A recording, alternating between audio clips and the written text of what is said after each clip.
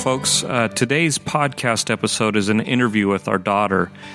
I just wanted to give a little bit of an introduction. She's going through a faith crisis, and there is some pretty frank talk in this episode about sex, about relationships with her and her parent and us as her parents.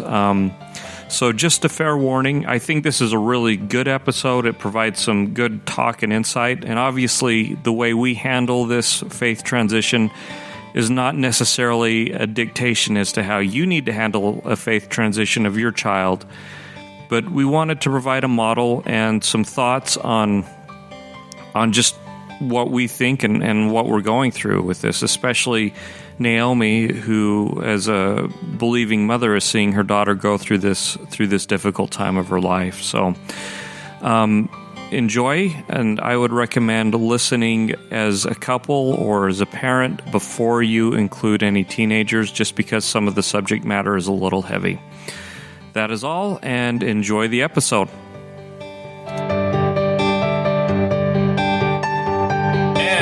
Welcome to Unequally Yoked, the podcast for...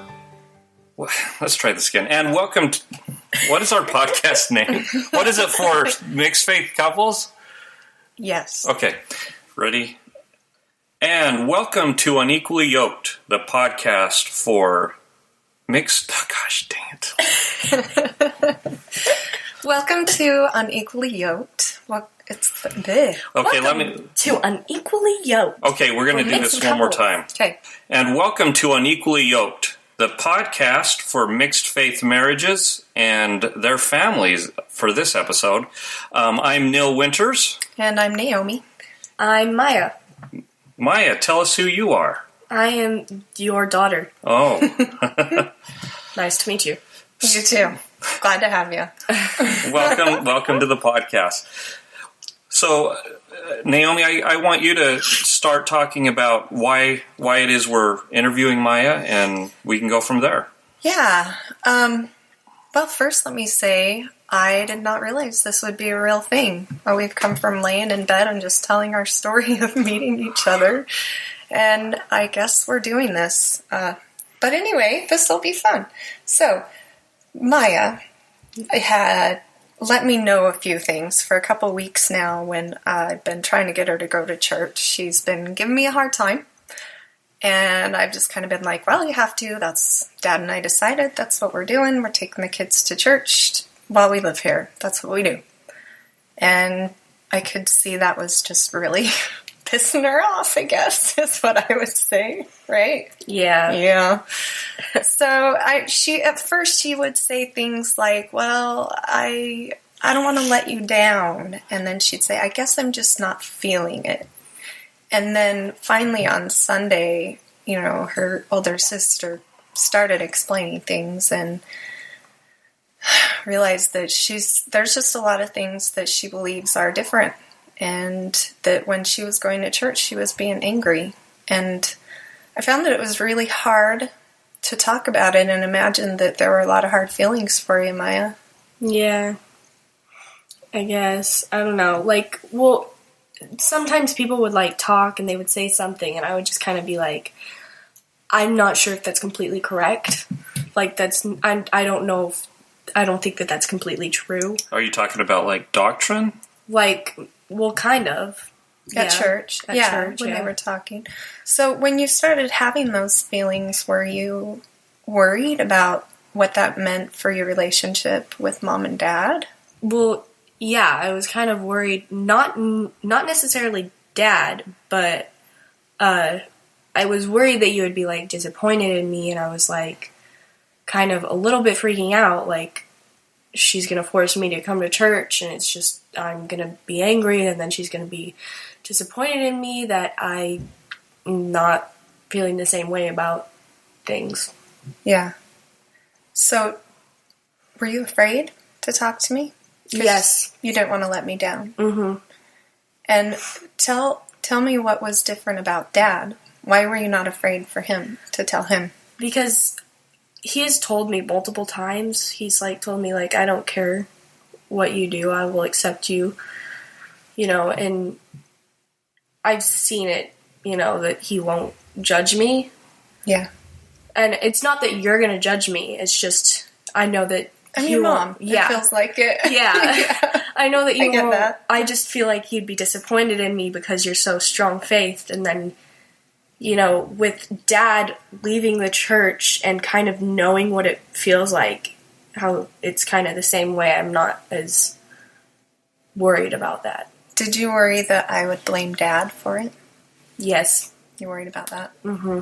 Did you worry it would affect our marriage if you talked to Mom about it?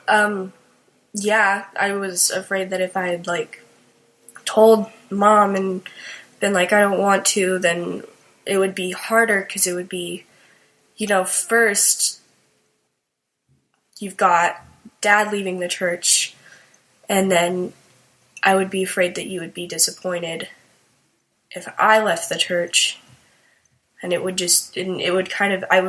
felt like it might be something that you guys would be juggling me, but she has a right to do this, but no, she's got a right to do that, and so maybe we would fight about it and disagree. Did you feel like you were betraying one of us or taking sides at all? I don't think that I was I don't know. Did you worry that we were going to feel that way? Probably. Yeah, probably. Yeah. I feel like I might have thought that I was somewhat taking Dad's side, but I was also trying to be polite. Well, what do you mean by polite to Mom? Well, yeah, I didn't want to just be like, Mom, I hate the church and I want to leave it and blah, blah, blah, and all that crap. But, I wouldn't, because I don't think that I'm... That's not how you do it. That's not how I would do it. And roll. I don't think that I hate the church. But I didn't want to,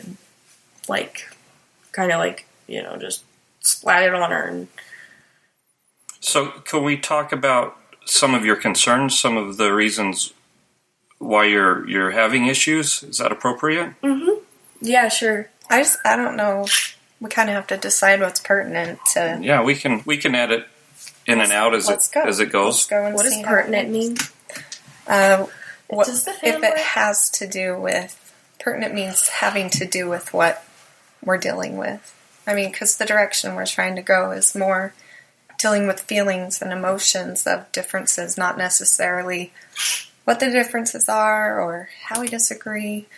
But, obviously we're going to have to bring some of that into it. But, yeah, I think, on Sunday, I said a lot of prayers. I don't know what to do. I don't want my daughter to feel like I'm going to think less of her. I don't want my daughter to think that she's judged or that she can't be her own person. And yet I can't deny that I want her to believe this because it's made me happy and I've seen value and I believe it's true. And of course you want to share that with your offspring. And so I was really torn. So I prayed and prayed and prayed and finally felt like what we needed to do was sit down as a family and just give each other each couple minutes to talk about what they think is most important in life. I wasn't there, by the way.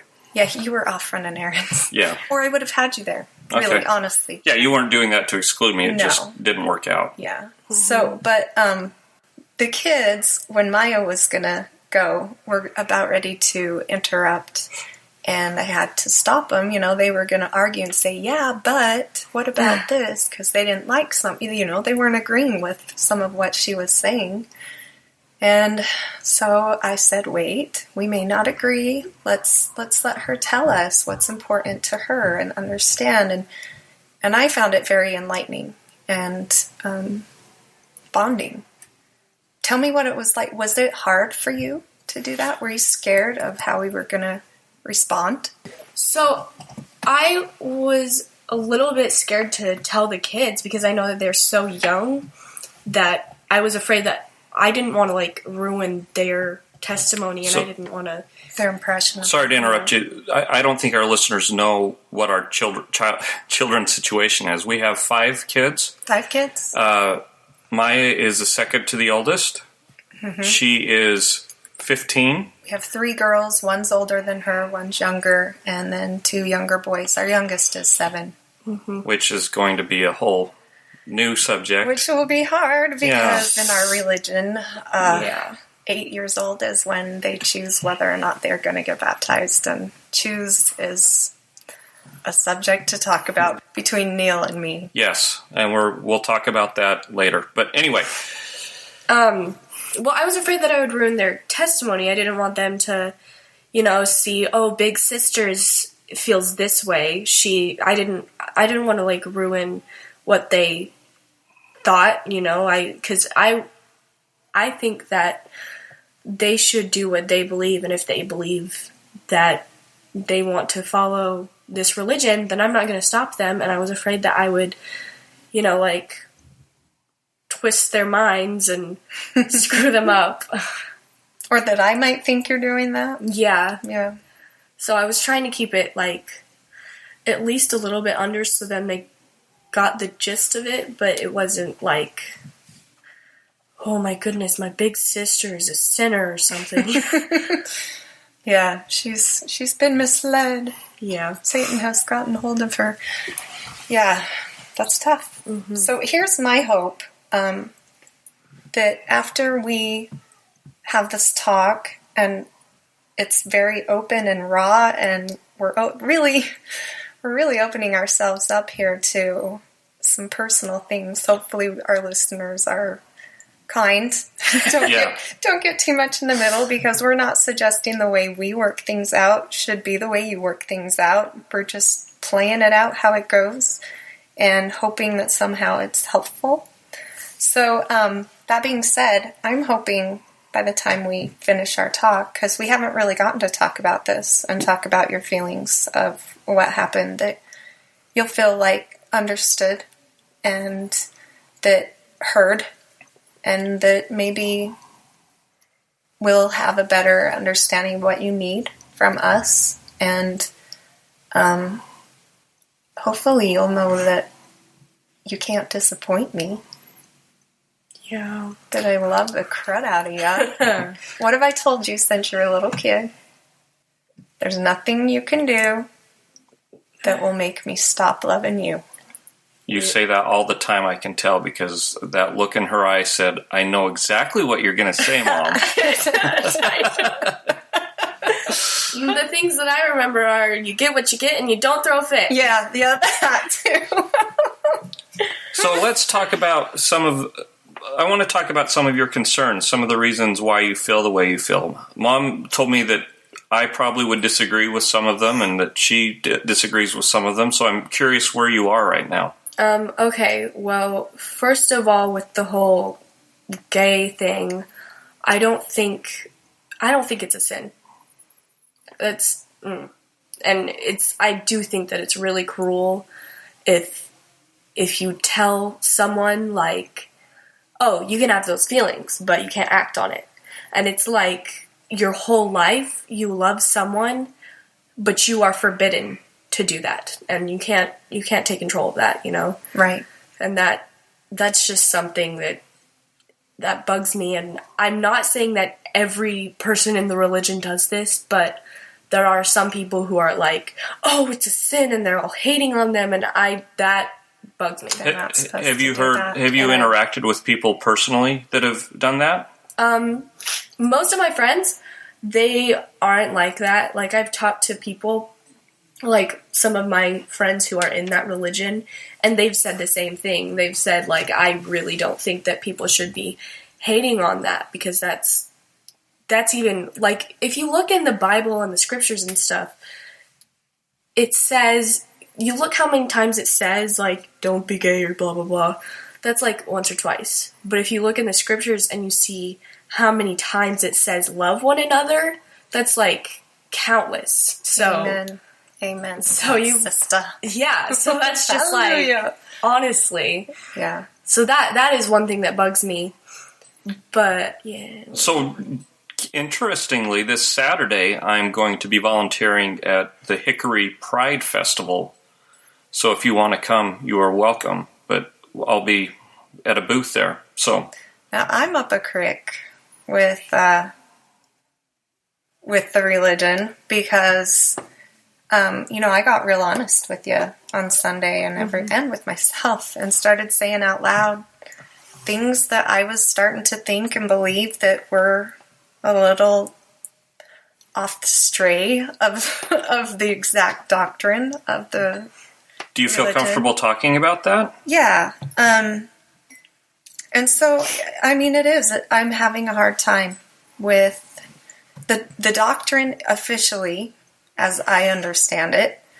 And let me just interject here that our place in this podcast is not to debate the doctrine. Right, yeah. It's to discuss what we're going through and what we feel. If we feel a certain way about the doctrine, then we'll say that. But I have no desire to debate with you, You can Naomi. disagree. We can disagree, but I don't. And our listeners can, too. Yeah, they That's can. great. But for us, That's not what this is about. that's not what this is about. This is about talking about feelings and keeping it real.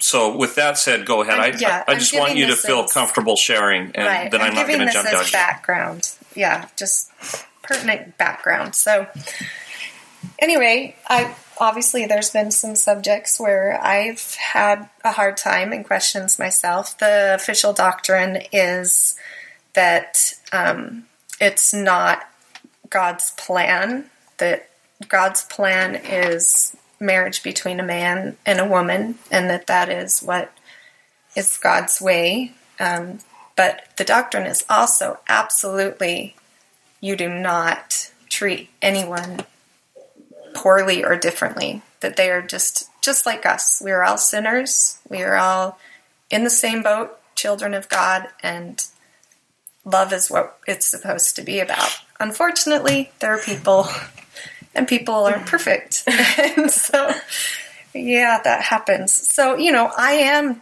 am wanting to go to this rally with you and, tell them what your group is about, tell them that they're supported, that we want them to be loved, we want them to be accepted, and I'm wanting to show that, even though I'm unsure about, maybe God's plan is the whole marriage between man and woman, and sexual relations should stay that way after marriage. I don't know. There are in Utah groups of people who are LDS who are, I think it's called Mormons Building Bridges, who go to these rallies and to support the LGBT community. So I don't think you would be out on a limb, or okay. I think you'd be okay. Because there's like those questions, for your Temple Recommend interview. Do you associate with any group? But that was but yeah, I'm wanting to go because that's something I believe, and yet I have the same worries that you do. Like, well, am I confusing my kids? Like, that's been the big thing in our marriage is we don't want them to be caught. We don't want them to be confused. So we kind of had to pick, okay, we're going to stick with what they know. And that's, as far as what the counselor said, we felt like that's what was best for them. Right. Just that consistency. And so that's always hard for me. Yeah. But did what I say on Sunday confuse, did you feel kind of like I'm getting mixed messages from Mom? No, not at all. Okay. But warning, if you hear sniffles, that's me. I'm a little bit sick, so just to let you know. You're a trooper. Thank you. Drugs. Legal. They're legal. Okay, so Maya, what else? What other concerns do you have? I don't think that overall sins are what make up your destiny. If I had some drinks when I was 21, as long as I'm not becoming super 5 million drinks a day and being reckless to the town and murdering people, I don't think that that's what makes up your destiny. It's overall what kind of person that you become. If you're kind and loyal and honest I think that those are really what make up your destiny and what really matters. Okay, so let me play. I was going to say devil's advocate, but let me play Jesus' advocate here. The atheist is playing Jesus' advocate. So Get it? I'm excited for this, son. Yeah. So when I was on a mission and people would say that, I would think, but you're not getting the essential ordinances, which in Mormonism is baptism, confirmation, gift of the Holy Ghost, temple marriage, endowments, washing and anointings, and all these Saving ordinances, all these things attached. Yeah, all these things that I was taught my whole life. You've got to do these, or you're not going to get to be with God. Covenants and promises. How does that make you feel? What do you think about that? I don't know how to explain that. There's a lot of things that, you're not for certain, but I'm kind of like, that's a really hard question. Maybe you're undecided. Yeah, it's okay I feel like to not I'm a know. little bit undecided. Yeah. I'm not have 100% sure about everything. I'm just kind of like It's a process. questioning things. I feel like it's like all those little things, those all determine who you're gonna like. You can do other things that determine if you're good or bad. I don't think you necessarily have to you have to be baptized in order to, Yeah. it's... So if I'm correct me if I'm wrong, if I'm understanding right, I'm hearing you say it's about what you're becoming, not the list of what you're doing. Yes. Now, sorry. Now, the next question is, as a parent, if I were still a believer, I would ask myself, and I'm sure Naomi's asking herself this, what could I have done differently so that you would still believe right now? I don't know. I honestly, I don't know if there is something that you could have done to make me still be a believer. Or did my influence lead you to question more than you would have?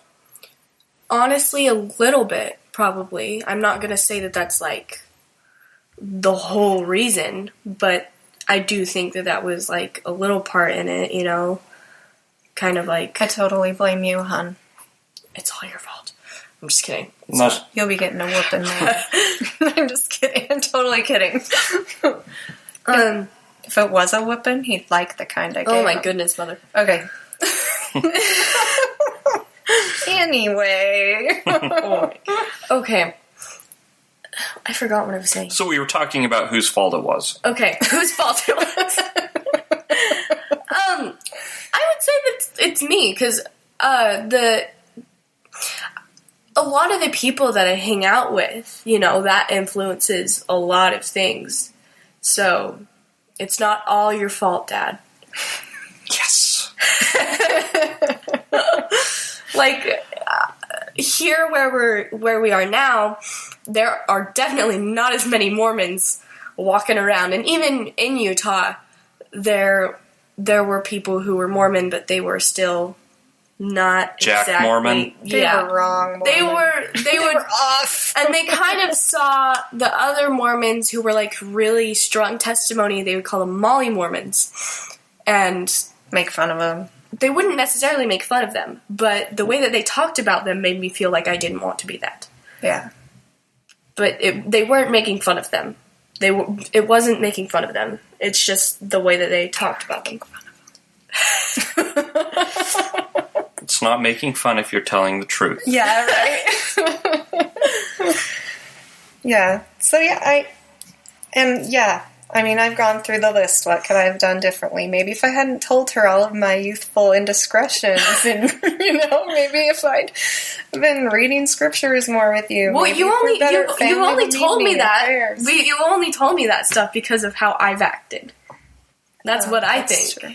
So no, it's because it's really entertaining. Well, that too. It makes me seem cool to your friends. Well, yeah. Yeah. So what other concerns do you have? I don't know. None. Like, do you just generally feel like do you not believe? Do you believe part of it? Like, what parts? Let's talk about what you do believe. I do believe there is a God. Okay. I don't feel comfortable swearing still. Like, You have a goal to become comfortable. well, no, I'm not. I don't have a goal to become comfortable. Like, I feel like there might be a few times where I might possibly swear, but it still wouldn't feel right to me. I don't know what it is with that. And there are still a few things that I'm still not 100% comfortable with, and I'm not, like, planning on, like, I am going to set a goal to become comfortable with doing that. But I'm not going to do that. That's okay. Do you believe? What do you need from us, Kate, to make this journey more comfortable for you? I want to be a snotty teenager and say, give me everything that I want. Okay. Sleep all the time, no chores. Right. But Take you fun places while we're at it, all at church. yeah. Yeah. I don't know. Try not to force anything on me, I guess. Because if you force it and you try and force, like, saying, like, the gospel is true, then, like, I don't think it'll probably make me a little bit angry and a little bit more angry at the church. So, I wouldn't force anything. Yeah.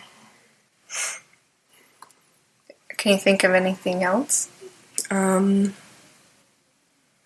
I had suggested that on Sunday, because her belief that it's about what you're becoming, not necessarily what you're doing, I was asking, what kind of correlation is there between doing things making you become something? Mm-hmm. If you don't do certain things, you don't become certain things. And so, we were talking about the value of...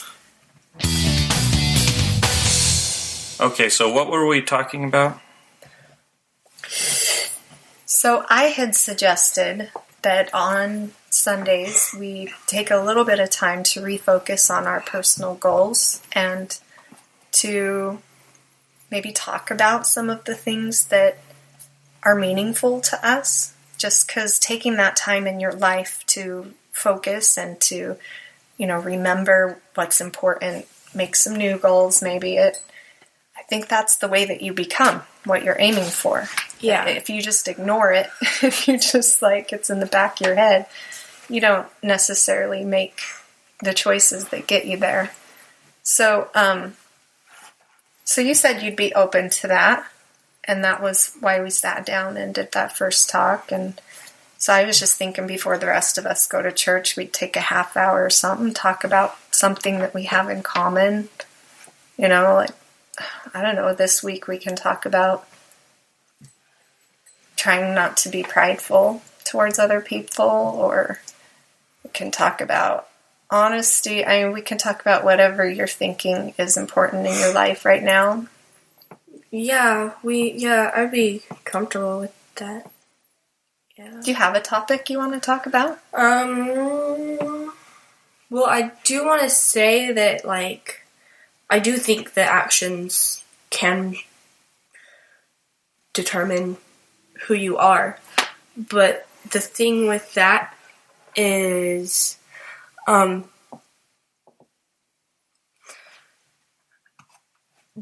think that you have to figure out yourself, and you can pray about it, and stuff, but pray about what you think is right. it's kind of like you figure out who you are and you do the best that you can do. You know, you're not going to be perfect, but you do the best that you can be. Okay. Let me say, okay, Go ahead. I don't know if this is true in other religions, but I imagine that it is to some degree. But in our belief system and culture, there's a lot of pressure on getting your kids in the straight and narrow, having them follow this certain path. And whatever religion that is, you have those certain rules that keep you within the lines of this path. And it's your job to do that when you're raising your job kids. as a parent to do that. As a parent. Mm-hmm. And so when you see your child going outside those lines or straying off the path of what you are trying to do with them, you start to feel like you've done something wrong, like they've been deceived, that you've lost your child. You feel this huge weight of, what am I going to do? What am I going to do? It's the end of the world as we know it. We're not going to live in the afterlife together. We're going to be in different places. You know, all these things run through your head, and it's so hard to let go and say, she gets to choose. And I don't know it all. God does. Somebody in the universe does, you know, the great big plan, whatever you want to call it, the divine. I don't know how this is going to play out. I don't know every single thing that's right or wrong. But I do know my job is to love my daughter, and I love her. And the only thing I feel required, I've offered what I believe, and I feel like I have to try to keep you safe. But I think a lot of people within religion think that that means you have to shove religion down their throat, right, to keep them safe. And in reality, like she says, it drives them away from spiritual things because they just feel controlled. And the truth is, you can't control anyone. The only person you're in charge of is yourself. Drives me nuts. Okay, so let's play a what if game. Oh, not a what if. Okay. I like games. Maya comes home. Okay.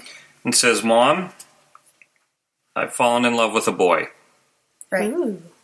She's still in high school.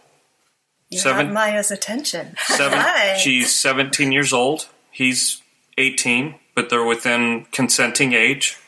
Okay. And she says, Mom, I think I'm ready to take the next step in the relationship. What do you do? I feel a little bit like throwing up, but yeah, I mean, I've thought these things through. Religious standpoint is that's a huge sin. You don't do that before you're married, and it can really mess things up. And so it would have to be me fighting that natural urge to try to control and change and persuade and say, no, you can't. That kicking and screaming parent saying, I know what's best for you. And saying, thank you that opening up for me. You know, let's get you some birth control. What are your concerns about it? What are your hopes? And maybe give her some advice on making it meaningful, I guess. But it would kill me, and I'm not going to lie, I would probably, after we finish talking, go in my room and cry and pray and say, why? What did I do wrong? But yeah, it would be hard. And I think it would be really hard for her to talk to me because she knows that's how I would feel. And yet, I would love her still the same. I would be scared. I would be scared because I feel like she's now outside the lines of safety. I have these ideas of this is the safe path. You know, it gets risky outside that. and seeing her go out into the risky stuff, and opening up the doors to a lot of things that you just don't have to deal with if you don't make that choice, scares the crap out of me. And I want to protect her from that, and I can't. Yeah, I mean, this is kind of gets into the whole abstinence-only discussion. And now being an outsider of religion, more secular as I am now, I would much rather have her come to us and be honest and say, I think I'm going to have sex with this boy. I don't know when it's going to happen, but it's moving in that direction. That level. And obviously, as a father, I would rather you not do that until you're married. Right. I want you to be safe and to not to. But at the same time, I would rather play in the realm of reality and know that you're taking precautions and being safe, using condoms or birth control or whatever you need to use to stay safe. And I just know that I want to be the kind of parent that my kids know that they can come to me and say anything, and the world's not going to fall apart, and I'm not going to attack them and destroy them and kick them out of the house, but that I'm going to love them. That you can't make me stop being their mom and having those feelings for them, and I'm going to be there for them however they need. And it's really hard to convey that when you have all these emotions going on as a parent that jump in and your gut reaction is, ah! Yeah. It's tough. Yeah. I think deep breaths. Yeah. And the truth is too, we sit here and we're not in that situation. Let's make that clear. Maya has not come to us with those questions or those desires. We're not in that situation, so we don't know 100%. Right? We're not, Maya? No. We're not 100% sure how we'd react, but that's how I'd like to think we would. But I think I am sure I would have pretty strong reaction. I would maybe file my nails with a hunting knife when the boy came over. Wow. Be cleaning the rifle. I don't know. But it would be difficult. So, Maya, what does that make you more inclined to want to talk to us? Less inclined? What do you think about that? Less inclined. Well, we failed. That got me a little bit scared, to be honest. How so? We really are being silly. Well, yeah, but I would know what you guys are feeling. I wouldn't want to break you like that, you know? But as our counselor says, we're telling you right now we can handle it. And it's not up to you. I can handle anything that I know. It's the unknown that I don't. Yeah, I can't deal with. Because obviously your parents will find out whether you tell them up front or later. Definitely with me too. Yeah, and my emotional reaction would be way better up front than finding out after. That's true. So, and it's more important to me, any sort of gut reaction that's ouch emotionally. I want to be there for you. I want to be, I've always told you, I want to be the mom where you run in and tell me about your first kiss and your date and what it was like, and I want to be part of that. So can I ask you another question, Maya? Yeah. Since we're on the subject of sex. I don't know. How did this happen? It's all me. It is. It's all me. Imagine what's on his mind. Mother. Just saying. How do you, in terms of talking about sex with your parents, how has that gone for you? I haven't been involved in many of those conversations, but have you been able to talk with Mom about it? What's that like? Yeah. Oh, yeah. Oh, yeah. Is that good? Yes, it is. She's asked some questions, some doozies. Holy cow!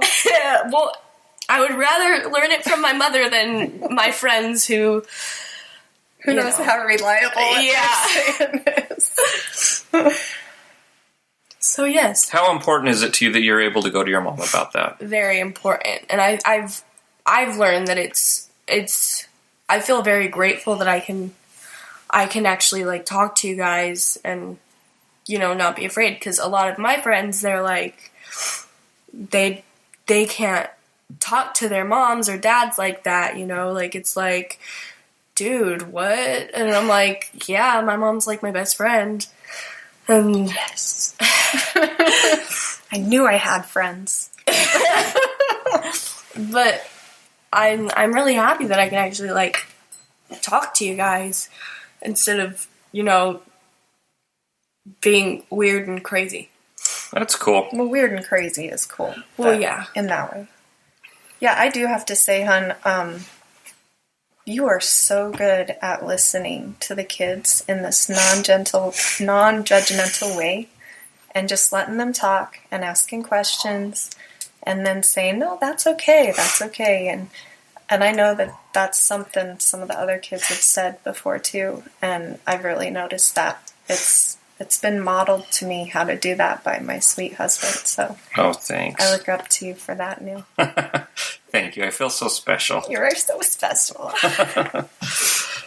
I'm trying to think if there's anything else. What else do we want to talk about? I think we've gotten what we need from Maya. If you feel heard and understood and told us what you need. I feel like after this, though, I'm gonna like be like, oh, I should have talked about that. You will. Probably. Well, I do. You can always come back on. There's one other thing I want to talk about. Oh, okay. I was just thinking you and I may have some things to say. Yeah, about absolutely. Me after the fact. About like, what do we do? How do we? What do we think you need? And we got to divide and conquer. We got to make our plan. Yeah. So huddle up. Anyway, he's going to say something. Okay, Maya, here we go. Stop yawning. You're the only one who hasn't yawned yet. No, I can't. Yawning helps clear out your vocal cords. Your question was? I'm trying to think of how to phrase this. If you, in your journey towards learning things about life, what you do and what you don't know, do you feel like you plan on coming to your mom and me, or do you want to ask those questions and find those answers for yourself? I definitely would probably ask you guys. Big sister, friends. Yeah, I would honestly, I'd probably talk to Ava first. But she usually tells me like, yeah, you should probably tell mom and dad. And Ava's your big sister. Yes, and she usually. And then she comes to me and says, okay, knows that you've already figured this out now. Yeah, but I always tell her, don't tell mom, I want to tell her first. But I always already know. Yeah, so. I'm just like waiting for her to open up. Mm-hmm. So I'd probably talk to her first and hear what she has to say about that, and then talk to you guys and figure that out. Okay. How do you feel about not knowing all the answers? I feel like it's going to be okay. I'm not too afraid that my whole life is going to be screwed up. I'm not that afraid. I mean, yeah, I am a little bit afraid that the unknown, but I feel like I'll be fine. I'll be okay. I'm afraid I won't be like the best, but I know that I'll be I'll be okay. I'll When you live. say the best, you mean like the best person you want, or the best Like- emotionally? Yeah, pretty much like in the long run, the best overall, like how I feel, if knowing that what I did was right, you know. I mean, there's always that fact about everything, you know, like I'm not 100% sure if this is true, but you have to, you know, have faith. Do you think you have a peace that comes because of your belief in being able to receive answers through the Spirit, through the Holy Ghost, that are personal for yourself and your life? Yes. Do you have a confidence in that? I mean, is that something that you cling to, or is it just kind of not, doesn't play in? Well, I don't know. I'm kind of drifting away from that. I'm not sure why. I should probably... Because you don't pray. Yeah. Just saying. I don't either. Well, I should probably pray, and then that would probably boost it, but I do think that, like, that past has helped a lot, you know, knowing things that are possible, I guess. Yeah.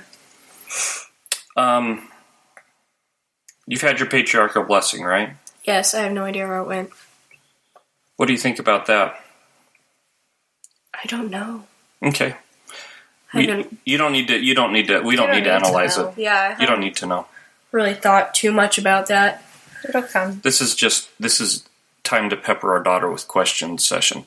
So tell me, Maya, if you could choose between a chicken and an egg to eat, which would you choose? Probably. Ew. Cooked. Do we have to cook it ourselves? Well, I would Yes. probably say chicken because that's more food Yeah. than just one egg. Is there salt?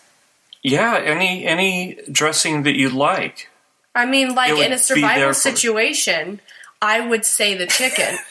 But what if you only had a straw and a raw egg I don't. and a nail to poke a hole in the egg? Would you poke a hole in the egg and put the straw through the hole and suck the egg out of the middle? Salmonella?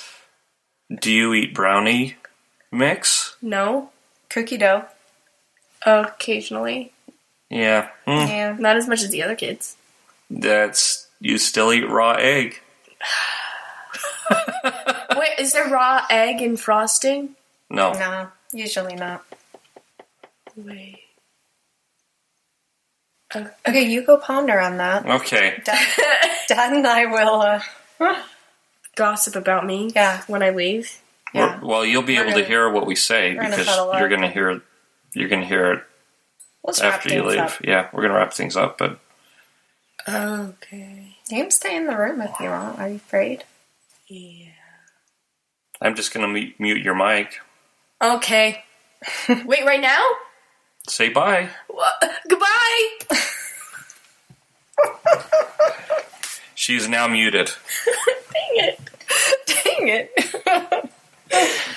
But you can stick around and listen, and if you want to interject, raise your hand. Oh, say. Okay. Okay, so Neil, I did want to backtrack just a little bit to the praying thing. Yeah. You said.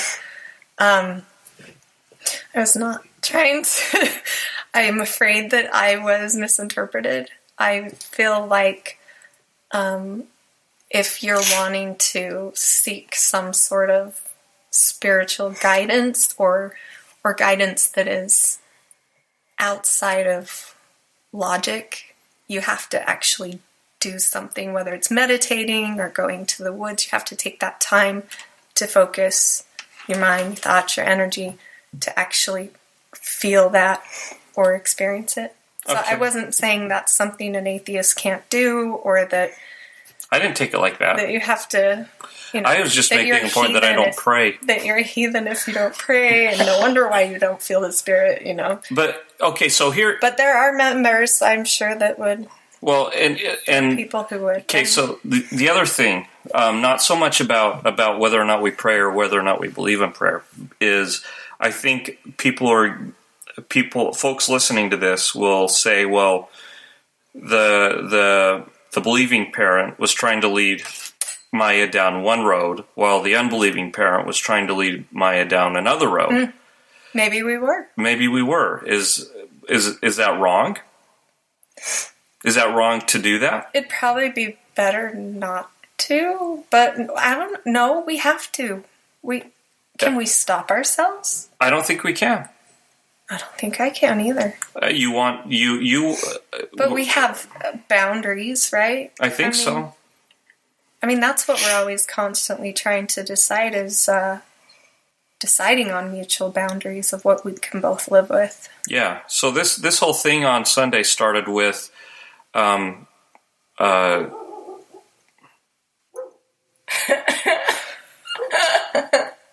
boys have let the dog out. Who let the dog out? Can you go let her in? Okay. You can come back up if you want. She's seeing something out there. What if it's a ghost? It's not a ghost, it's somebody walking.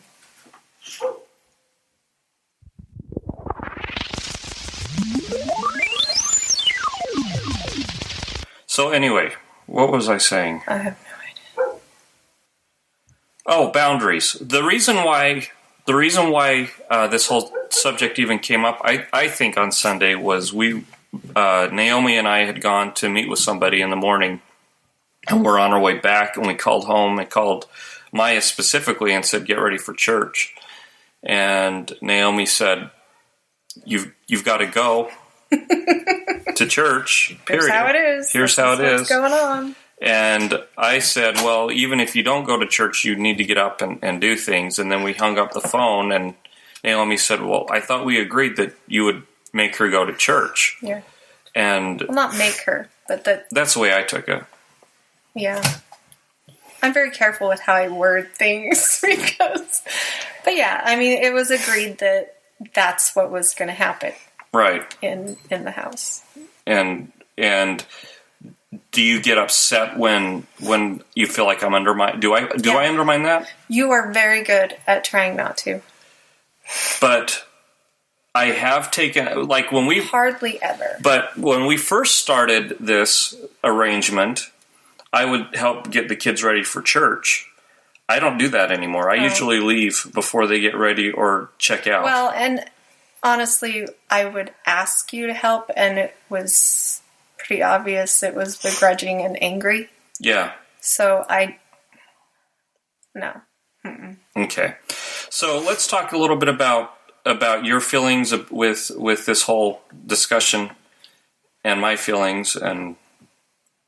Yeah, so obviously some of the worries that I had are, okay, Maya's now taking Dad's side, and she's going to go to Dad, and she's going to ask him all about his beliefs as she's going through her journey, and he will share all the things that he hates about something that I hold so dear, and I have watched you go through the process of discovery and really studying the religion and changing your mind and the feelings that you've had, and it's been such a struggle and so much pain and heartache that I've watched you. I'm like, I don't ever want to have to see someone do that. Like, besides my own selfish desires of that I really want her to believe the church is true, even if it's some part of it, because I think that's what's right. I honestly am just... It was so painful for you, hon. Was it painful for you to watch me? It was so hard to watch. It was so hard. I mean, you have a way of holding in things, so you don't say a lot, but your face says a lot to me because I know you. Right. And we can be laying in bed and nothing's being said. I'm not even looking at you, but I just feel, you're reading a book and I remember praying, trying to figure out how to put a wall up because I couldn't handle those feelings that you were feeling. It was so overwhelming to me and painful. I was like, I can't I can't feel this all the time. And I don't know how you did. I have no idea how you did. It's just it was all consuming. Yeah, it was. And that's why I was like, I can't do this. I have got to spend my energy on something else. And I did. I put up a wall, and it affected our relationship. Was this when we moved out to where we're living now, or was this prior to moving? Yeah. So it impacted our relationship. Absolutely. You said you were feeling distant, apart, distant. Yeah. And it was. I was emotionally trying to not feel that because your feelings were so strong. It boiled over to me. If you're not a religious person, I don't know how to describe that logically. But, the other people would say it's energy, or it's, some people would say, oh, well, you're an empath, whatever you want to call it. Our connection and relationship, it was very overpowering, and I couldn't take it away. I kept trying to say, like, well, here, I don't see the good in it. Let's try to get you to do this. Let's try to get you to do that. And you didn't like that. You get mad. And it hurt you so much. It still does, right? Yeah. Yeah, it still does. It's when I'm turning 40 in just a few weeks, and I stopped believing about 5 years ago. So I gave 35 years of my life to this belief, to this religion, and I feel betrayed by it. Mm-hmm. It's like being told your whole life. Well, I was told my whole life, this is true, this is good, this is something that can bring you peace and happiness. And I told people that on my mission. You can find peace and happiness from this. Penis and happiness. Same thing. Peace and happiness from this. And then all of a sudden, you stop believing. The curtain is removed from in front of the Wizard of Oz. Right. And it's hard not to get angry. So Maya has something to say. It feels like I realized that just now. You didn't believe for 5 years. It feels like I've only known for a certain amount of time. He hid it. He hid it from me, and then we hid it from you. It was a very gradual ease into the process because, I don't know, that's kind of what it takes, mm-hmm. because if it's all at once, your world is so rocked. Yeah. Yeah. I didn't realize that. It was... Yeah. Yeah. That's okay to say That's that. actually a subject we're going to talk about later. His whole journey and all the feelings he had and hiding it from me and then telling me and me finding out. And it's quite the roller coaster to go through. Huge roller coaster.